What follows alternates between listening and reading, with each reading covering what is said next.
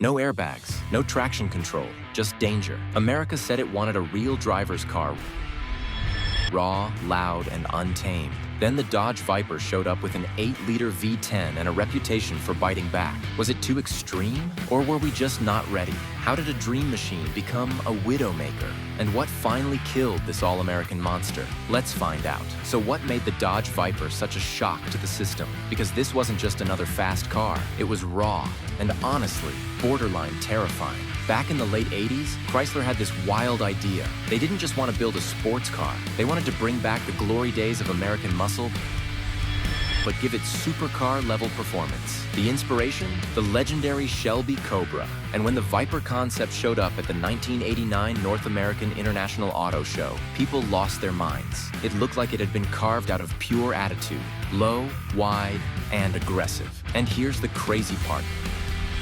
They developed it for just $70 million. Pocket change compared to what European brands were spending. A small, passionate crew called Team Viper, led by Roy Schoberg, made it happen.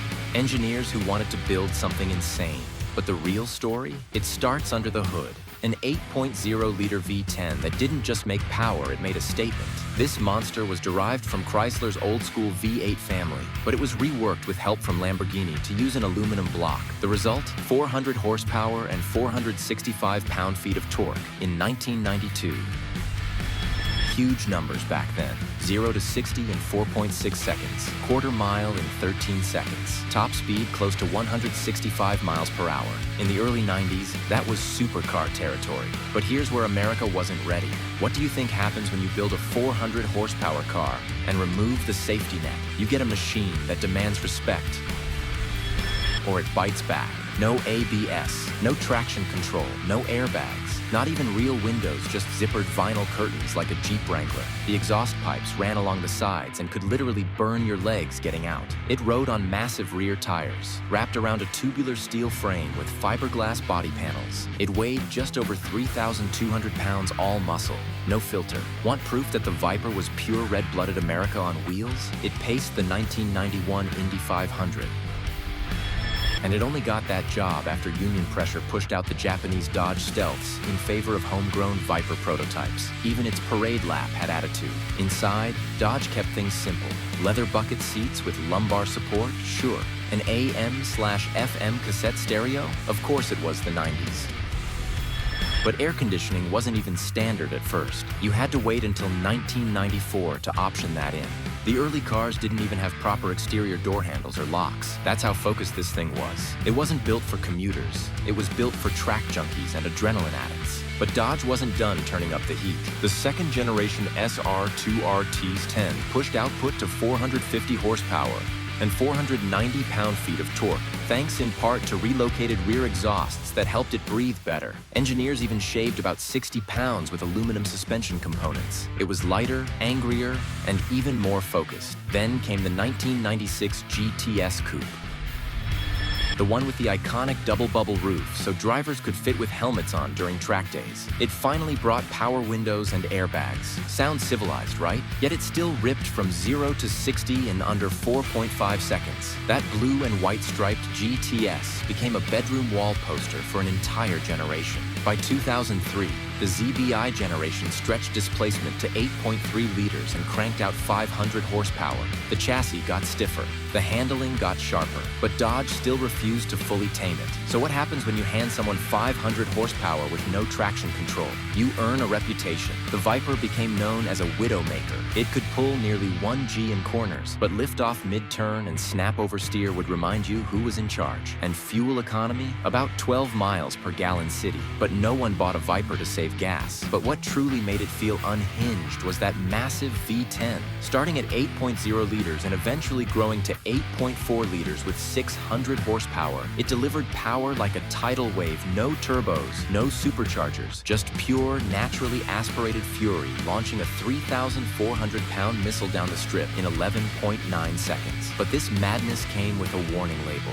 What happens when you combine 600 horsepower with 0 electronic babysitters? Legends and controversy. Owners started talking about snap oversteer. The rear Pirelli tires would grip hard in a corner and then suddenly let go. 1 second, you felt like a hero. The next, the back end stepped out without warning. Later, cars switched to Michelins, which helped, but the Viper's personality never really changed. It demanded respect every single time you drove it. There were tragic moments, too. A 2004 crash in Missouri made headlines when a drunk driver lost control of a Viper, the car rolled, and both occupants were ejected and killed. Early RT10 Roadsters didn't even have a proper roof or roll bar system like modern convertibles. Combine that with no electronic stability control, and mistakes could turn fatal fast. The Missouri Highway Patrol blamed driver error and alcohol, but lawsuits followed, including a $1.275 million settlement. Media outlets and forum discussions started labeling it Deadly Dodge. Fair or not, the reputation stuck. So, did that kill the Viper's legacy? Not even close. If anything, it strengthened its cult following. Purists loved it because it never apologized. The Viper Club of America hosted massive rallies. Viper owners' invitational events became legendary. On track, the Viper proved it wasn't just a handful, it was a weapon. But if the regular Viper was already wild, what happens when Dodge decides to build one with zero compromises for the street?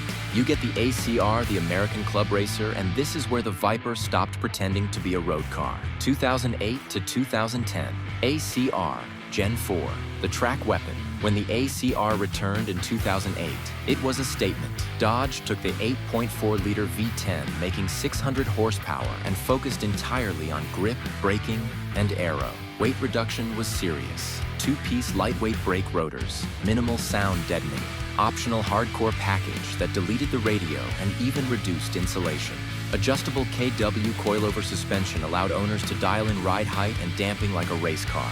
Then there was the Aero, a massive adjustable rear wing, front splitter, and dive planes that produced real downforce nearly 1,000 pounds at top speed. Not cosmetic, functional.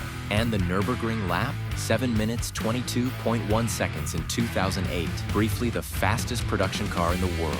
That wasn't just impressive. That was a warning shot to Europe. But Dodge wasn't finished. 2016 to 2017 ACR, Generation 5, the final form. What happens when Dodge knows this might be the last Viper ever built? They build the most extreme one in history. The Gen 5 ACR kept the naturally aspirated 8.4-liter V10, now 645 horsepower. But the real story was chassis evolution. Lighter, stiffer, more precise. Bilstein adaptive racing dampers replaced the old setup, giving track-level adjustability without sacrificing control. Extreme aero package looked outrageous, towering rear wing. Massive front splitter, extended dive planes, removable hood louvers. At speed, it generated nearly 1,500 pounds of downforce. That's race car territory. Carbon ceramic brakes were optional. Sticky Kumho Extafe 720 ACR tires were developed specifically for it. This wasn't just tuned, it was engineered for lap records. And it delivered. In 2017, the ACR ran a 7 minutes 1.3 at the Nürburgring. Let that sink in. A front-engine, rear-wheel drive, manual transmission American car with no forced induction, running with European hypercars. So what finally killed the Dodge Viper? Was it sales? Was it competition? It was safety regulations. And this time, there was no way around them. By 2017, Federal Motor Vehicle Safety Standard 226 required side curtain airbags in all passenger cars to reduce head injuries during rollovers and side impacts. Sounds reasonable, right? The problem was the Viper's design. That car sat barely 44 inches tall. The roofline was razor low and the cockpit was tight. There simply wasn't space to package side curtain airbags without completely redesigning the car. To make it work, engineers would have had to stretch the chassis, reshape the iconic double-bubble roof, widen the greenhouse, and re-engineer crumple zones. That means new electronics, new CAN bus integration, new everything. The price tag? Over $100 million. And that was during a year when only 714 Vipers sold. Sergio Marchionne, then CEO of Fiat Chrysler, looked at the numbers and made the call. Even with $15,000 discounts on the hood and talks of hybrid versions, the hand-built Connor Avenue plant in Detroit shut its doors after 17 years. But wait, hadn't the Viper dodged regulations before? Yes, for years. Early models skipped airbags until 1996. ABS didn't arrive until 2001.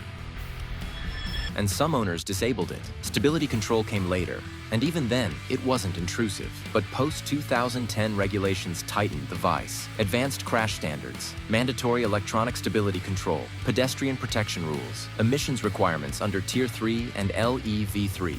Low-volume exemptions? Denied. Meanwhile, cars like the Chevrolet Corvette could spread development costs across huge sales numbers. The Viper couldn't. Its steel ladder frame and resin transfer molded body panels weren't modular or flexible. Redesigning it would have meant softening it, and that defeated the whole point. At a $121,000 base price versus a $56,000 Corvette Stingray, the math became brutal. So did regulations erase the Viper's impact? Not even close. The Viper represents a time when cars didn't apologize, when 8.4 liters of naturally aspirated V10 power could exist without layers of electronic filters. Today, collectors are paying over $200,000 for pristine early RT10S Viper owners' invitational events still bring diehards together. The ACRS Nürburgring lap times still command respect. The Dodge Viper proved something important. Raw, unapologetic engineering will always have a place in car culture, even if modern rules won't allow it to be built again. And maybe that's what makes it legendary.